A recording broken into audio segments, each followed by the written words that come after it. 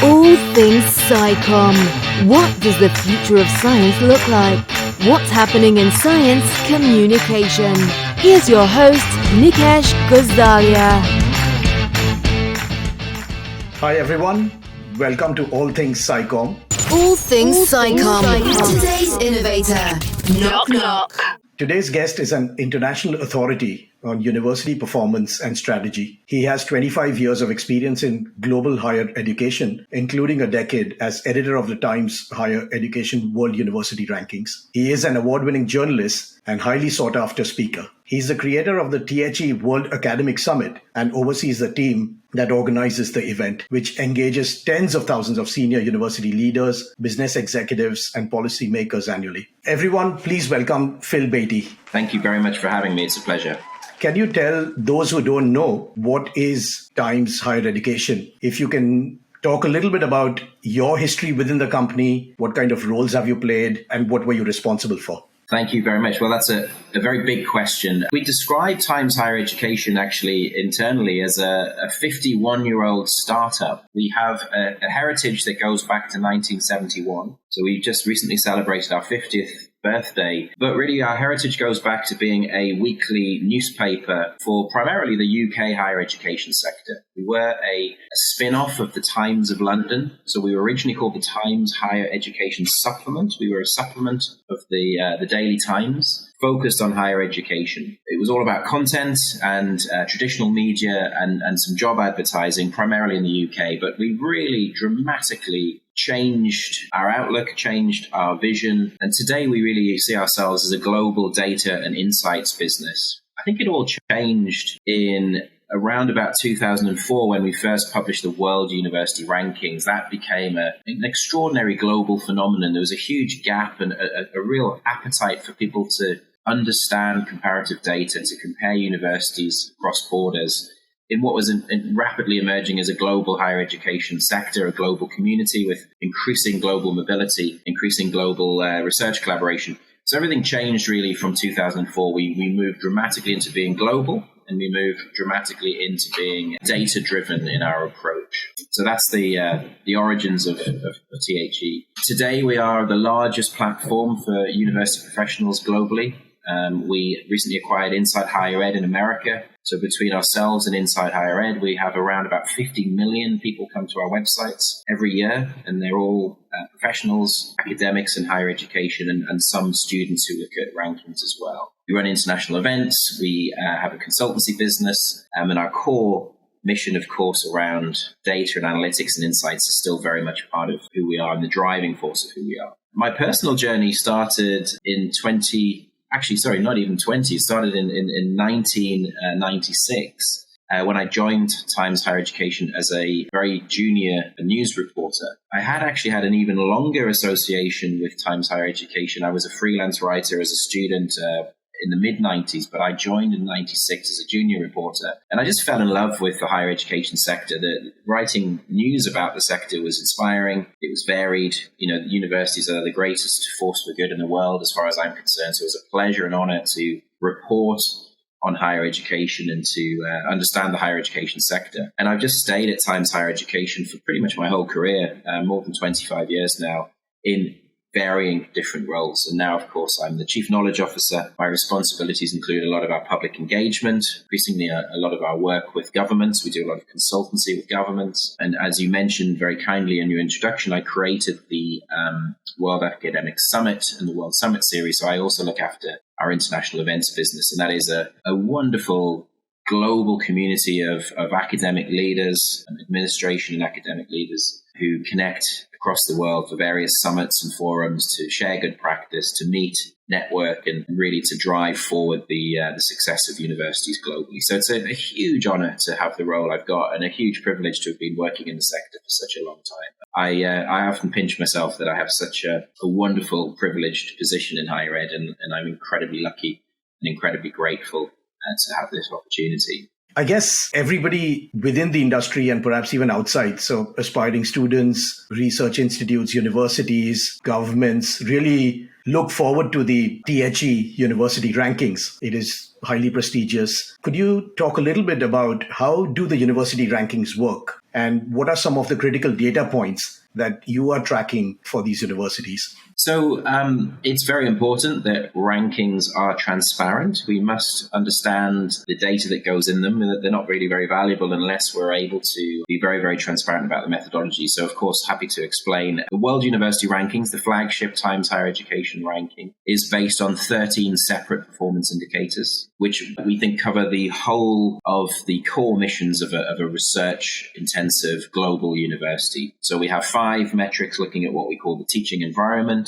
That's looking at teaching factors that will influence teaching, such as faculty-student ratios, resources, reputation. We look at research in a very in-depth way. We look at research reputation. We surveyed 30,000 scholars around the world this year for our reputation surveys. But also when we were evaluating research, we evaluated 15 million individual research outputs and more than 100 million citations to those outputs to understand the influence, the reach, the quality of each university's research. So it's a huge data undertaking. But as well as teaching and research, we also look at international outlook, so a university's connections with the international community through research collaboration. We look at the ability of universities to draw in international talent, both among faculty and staff, as well as students. And then we look at industry links as well. We look at a university's connections to the sort of so-called outside world of business and industry, their ability to attract funding for R&D projects from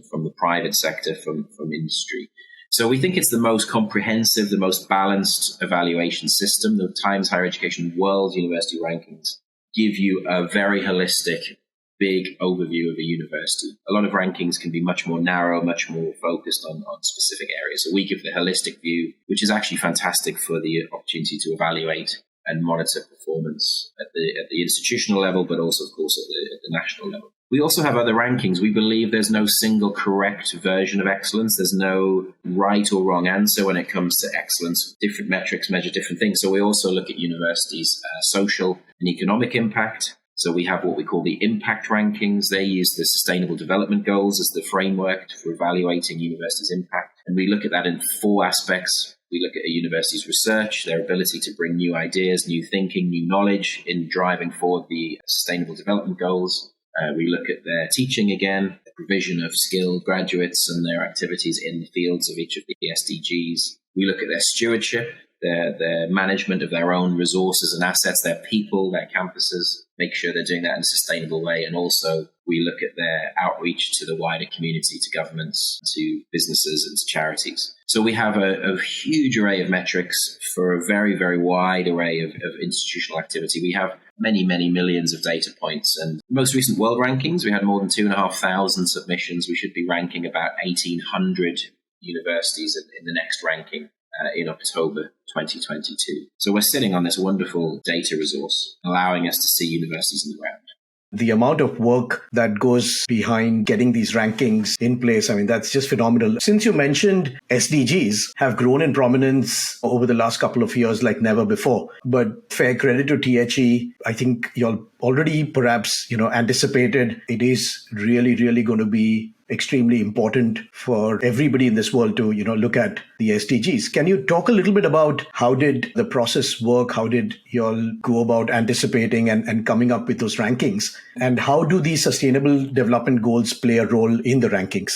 Yeah, of course. So obviously we've been producing the world rankings since 2004. They had become a gold standard, a way of understanding excellence in a rather traditional way, excellence in terms of world-class research, world-class reputation for academic excellence. It tended to be a ranking that privileged those very wealthy, elite North American and Western European schools. It was Harvard and Stanford and MIT and Oxford and Cambridge, making the top echelons. And it is quite an Anglo-Saxon model of excellence, that university perfected in this sort of post-war era in the United States. So the world rankings do sort of measure a particular type of institution, but we understand at Times Higher Education, because we're global, because we work within the sector deeply, we understand that excellence can come in many forms, many shapes and sizes. And, inequalities of wealth, brain drain, shouldn't be a way of detracting from the great work that universities can do in more challenging conditions with less resource.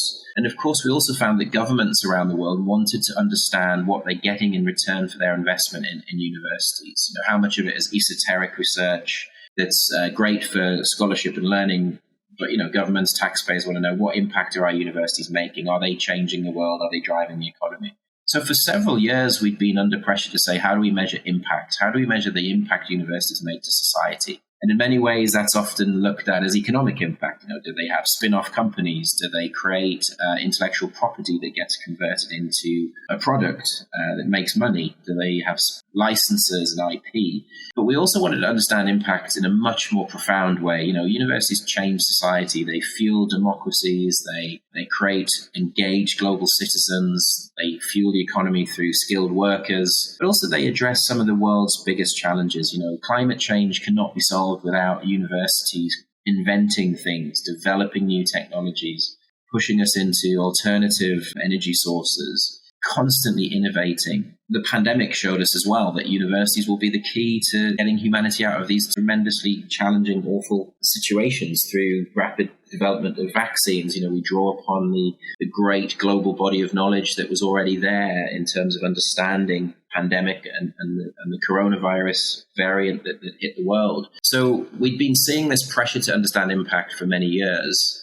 We finally cracked it, actually, after many years of scratching our heads, when Duncan Ross, our chief data officer, realized that the Sustainable Development Goals provided almost the perfect framework to understand impact. They're all agreed by the global community. They're all understood to be incredibly pressing, and they're all interrelated. So, if you address quality education, you can then bring sustained citizens and bring in, can address issues of inequality. Through education. If you address gender, you can bring greater talent and make sure we're fully utilizing the talent we have in society. Through universities, we can drive economic growth and innovation. Through universities, we can tackle climate change. So it was when we aligned on the SDGs as the framework, which was probably in sort of 2017, 18, we realized that was the way of framing impact in the most broad, multidisciplinary way we can. And then it was a question of almost working with the UN goals in terms of what the indicators are, how we would measure that. We had a long process of consultative conversations about how to achieve that. And we were very, very ahead of the game in the sense that we published this ranking in 2019. It's exploded in engagement. The numbers of participants are exploding every year. And I think it really just hit the right moment that the world was looking to universities to demonstrate impact. The universities were looking at ways of proving their impact to their tax-paying public, to the governments and policymakers.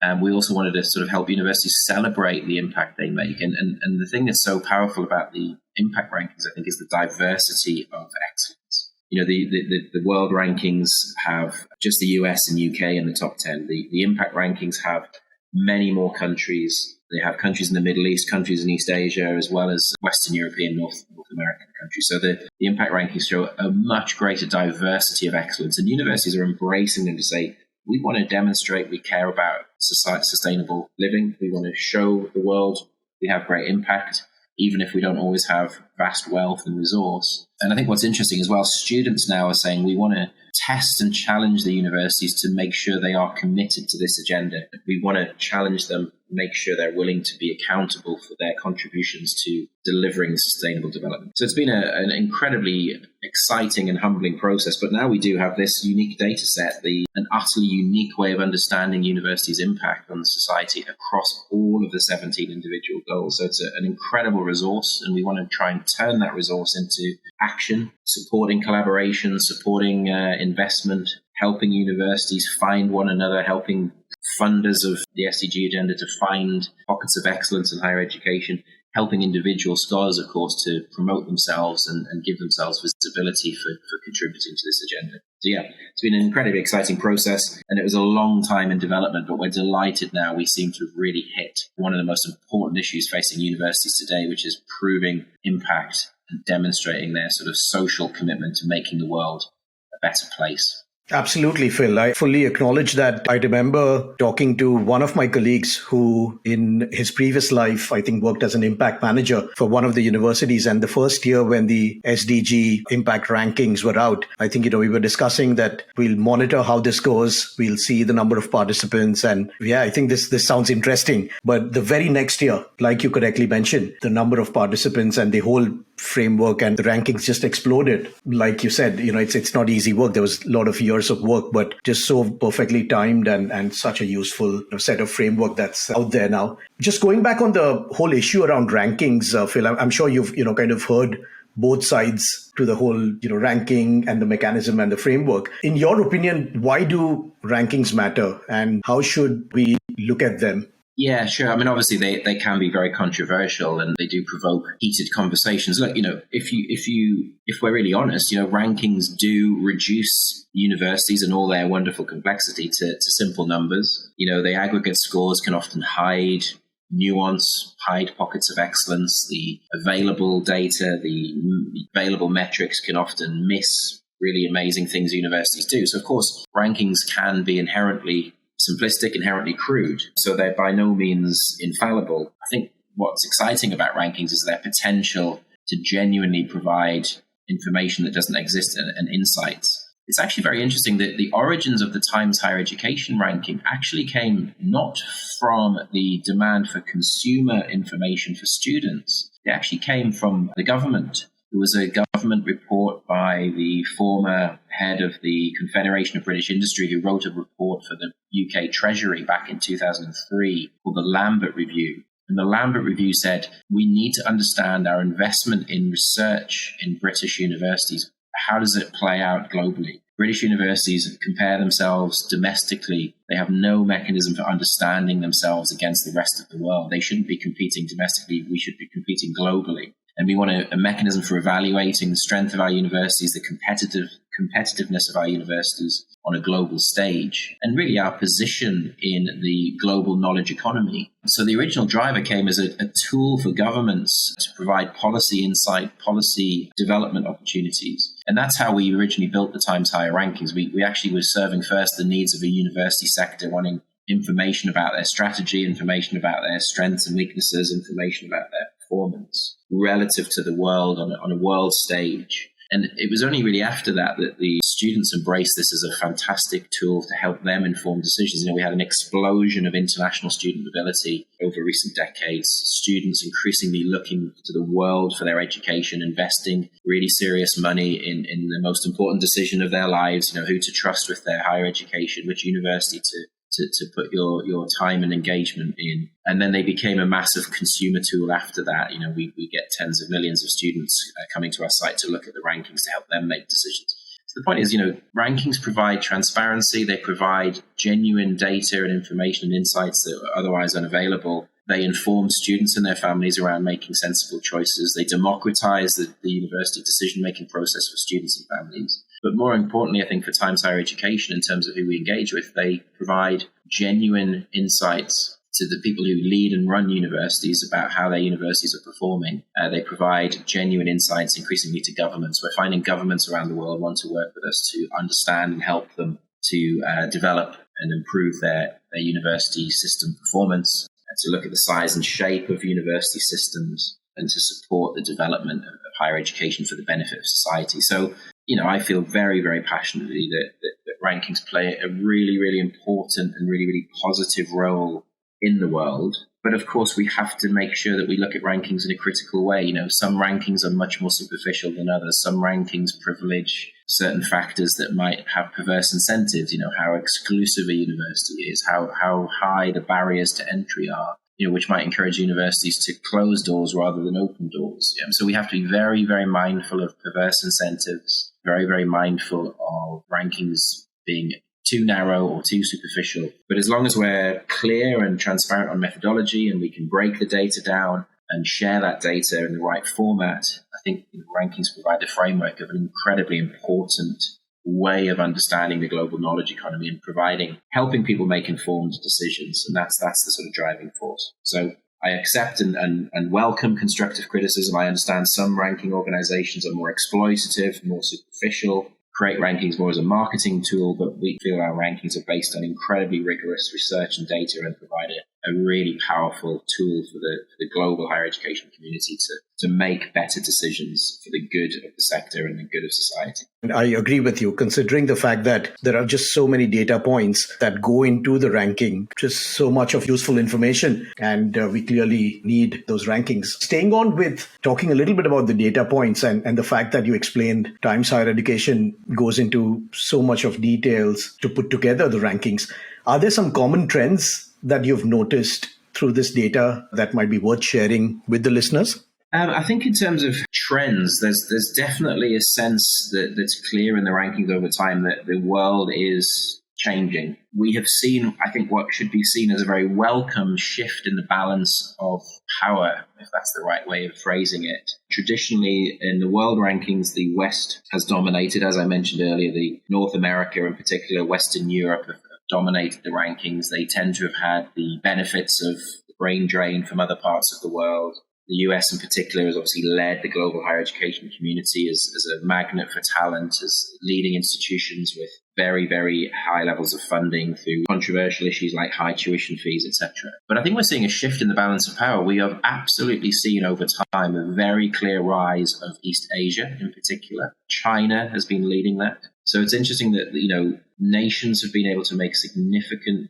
improvements to their university systems, and they've seen them really powering up the rankings. China, I think, had 2 universities in the top 200 back in 2016. They've now got, I think, 10. And actually China, if you look at the trend lines in terms of scores, China and America are starting to get much, much closer. And the US can't rely on its dominance forever. It is being challenged by other nations. So that's a really major theme. And that's not just China. You've got Hong Kong, South Korea, Singapore also doing incredibly well. So that East Asia rising, the balance between East and West changing is a major trend. And that's about, it's about nations investing in knowledge capacity. China wanted a shift towards, partly China wanted that visible dominance as national pride that comes into play, top-ranked universities, but actually it's about driving the knowledge economy. They were shifting their economy very much from manufacturing to knowledge and skills, and same in South Korea, dramatic changes to the shape of economy driven by outstanding universities and great research and great innovation. So that's a major, major trend. We're also now seeing, I think, that coming through in the Middle East. In Saudi Arabia, United Arab Emirates, they're really building research capacity and getting very, very, very ready for the sort of post-oil economy. Digital transformation, skills, innovation, hugely important to those nations' future success. So Saudi Arabia, UAE, doing very well in rankings, rising up quite rapidly. Actually, some of the North African nations, Egypt, I think, is doing very well as well, having some great success. Pakistan's engagement is improving. And of course, India, I think, some way behind China in terms of reform, but the educational reforms coming through for India, the focus on building capacity in India is also very, very exciting. So the most exciting thing for me in rankings trends is the reduction of any real dominance of any one particular nation or one particular culture for a much more equal and much more diverse global knowledge economy, which I think is good news for the whole world and good news for those Western nations as well, because the sources of knowledge diversify, and it's the metaphor that a rising tide lifts all boats. It doesn't have to be, rankings are a zero-sum game in the way they're formulated, but actually strengthening in other areas doesn't necessarily mean other areas are weakening. It just means that, as I say, a rising tide lifts all boats. So that's an exciting big development that I've seen in recent years. And just to understand that better, I'm sure there are a lot of universities in different countries, different geographies, who are aspiring to improve their rankings. Typically, what kind of advice would you give to these universities on ways to improve? Yeah, I think it very depends on individual missions of universities. But fundamentally, I think to rise up the Times Higher Education World Rankings, your strongest area would be to address research. So building research capacity, strengthening your research base. So a lot of that might be, really bringing on more and more PhDs, collaborating more internationally with other research partners, just strengthening in research excellence. I always think actually some of the lower weighted areas in rankings are actually some of the most powerful and driving improvements in performance, and they're the international metrics. So actually, we have a metric that rewards collaboration across borders in research. And we find that internationally collaborative research is more highly cited, it's more widely disseminated. So that strengthens the visibility of research, strengthens the citation, but also I think inherently improves the research base by sharing and collaborating with other scholars in other parts of the world, bringing diverse ideas to the fore, capitalizing on strengths outside the country. So that's really powerful. Attracting international talent, again, brings in additional voices and talent to the community, rises up in terms of the specific metric and rankings, but also improves those connections and that visibility. I do think there's a really important role for communications, though. A lot of work is just around how do you better communicate your research excellence? How do you disseminate the research you're doing in the most effective way? And a lot of academics, I think, can be skeptical about marketing and PR and comms, but actually it's a highly competitive, busy world out there. So if you've got scholars doing great work, you do need to find ways of communicating that. How do you disseminate that most effectively? How do you get that research noticed? And it's not just all about PR, it's about genuinely sharing your discoveries. How do you expose your discoveries to the widest audience? How do you make sure your incremental additions to knowledge are seen by other scholars and built upon by other scholars for the good of the research base and the good of society? So I do think universities could look at how they use social media, how they engage with the mainstream media. How do they find ways of communicating and disseminating in the right journals and often outside and beyond journals? It's an important part of the process, because obviously reputation, again, is also a big chunk of the ranking. We survey 30,000 scholars for the World University Rankings each year, and we ask them who they believe are doing great things. And that's based on their subject knowledge, but it's often based on papers they've read, conferences they've attended, social media accounts they follow, how they absorb information about who's doing great work in their community. So reputation really matters. Dissemination, communication, marketing, public relations, I think, does really matter. But fundamentally, you won't rise in the rankings unless you're producing great research and high quality research, and it's disseminated in the right way. Lots of lessons. I think mission specific. One of the things Times Higher Education does is we have the ranking itself and the 5 pillars that go into the ranking in the public domain, but we can break down the data to the 13 metrics and work with universities to say, okay, which of these areas do you have the greatest weaknesses compared to peers? You can select peers, select countries, benchmark yourself across all the 13 different indicators to find out where you have particular strengths or weaknesses, and you can address the weaknesses. And one of the things I love most about the data and analytics we do for universities is we often do a simple SWOT charter, strength, weaknesses, opportunities, threat, where we map the hard metrics of research excellence through citation analysis against the soft metrics of research excellence through reputation. And a lot of universities are doing outstanding work in particular fields of research that just isn't widely understood. You have a very strong bibliometric citation performance for a particular field, but a very low reputation. So we can actually work with universities to address that and say, well, the data shows you're doing outstanding work in this field, but you haven't communicated that to the rest of the global community, or particular regions or particular parts of the world don't know that. How about you look at a communication strategy? How about you look at a collaboration strategy to make sure people do understand the strengths that you do have? So yeah, it's very much varies by institution and their own particular missions, but and breaking down the scores. But there's a couple of areas where I think you can make some significant improvements. International collaboration, international talent, and communication and dissemination for me is crucial. Absolutely. Thank you so much, Phil. And I fully agree with you. I think in our experience, we are seeing similar trends working with academic publishers, scholarly societies, research institutes. I think there is an increasing need to repurpose content, the traditional content, just easy to understand formats, make it more discoverable. And like you rightly mentioned, Phil, I think there's just so much good stuff that is available out there. But yeah, it's not really going to work out if it's going to be not discoverable. And research institutes, researchers themselves, and the other stakeholders, if they don't talk about it, if they don't promote it, I think a lot of the benefits would really not be highlighted. Just staying with that topic, I know that THE offers consultancy services for universities, and because of such in-depth understanding of how they work, just numerous data points, understanding, what the gaps are. What kind of strategies does THE develop for universities? And is the whole research, promotion, reputation building also part of some of the offerings? Yeah, absolutely. So as a traditional media outlet, we do a lot of work with universities to help them build reputation and brand. So, a lot of universities come to us just with very traditional advertising.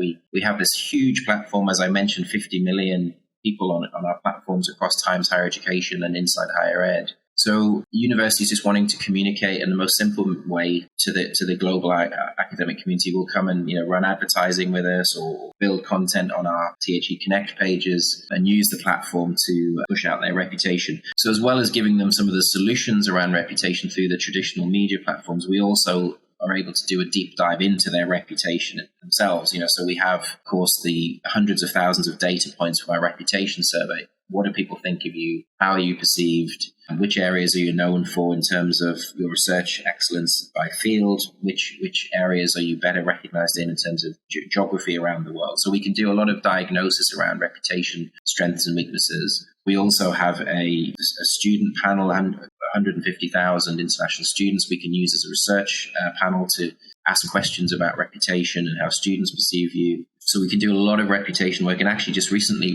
we acquired a business called the Knowledge Partnership, which runs something really exciting for me called the World 100 Reputation Network. And the World 100 bit's slightly misleading because it's a network of university senior communication managers who literally join a membership community where they share good practice, they share insights and intelligence about what the best mechanisms for communication are in terms of dissemination of research and in terms of building your brand and reputation with different stakeholders, governments and students and wider community. And that's a really exciting peer-to-peer group of people who just come together and share good practice. So one of our offers is around reputation management, reputation building, and then some solutions. We also do straightforward performance analysis. What are your strengths and weaknesses against all your competitors or your chosen benchmark institutions? We do social impact work. So, how do we make sure that you are maximizing your impact on society using the SDG database? Yeah, so we have a very, very holistic range of solutions. We increasingly support universities on their international strategies, looking at their international collaboration networks, looking at any gaps or weaknesses in the geography or subject areas in terms of their collaborations. So yeah, it's a really, because I think we have such a huge amount of data and also a great talented international consultancy team, we can increasingly take a very, very holistic approach to what is the university problem it wants solving, and we can build a bespoke solution. But I would say it really frames around performance analysis, strategic support around networks, collaborations, international strategy, strategic support around reputation and brand building, social impact, and more actually we're doing work with governments around the size and shape of national educational systems or national evaluation systems, national rationalization programs, mergers, etc., etc. So it's almost anything you want, to be honest. We've got this wonderful sort of single source of intelligence and information, which is proving very, very popular. That's all the time we have today. Catch more of this episode in the next part with your host, Nikesh Gosalia. See you soon.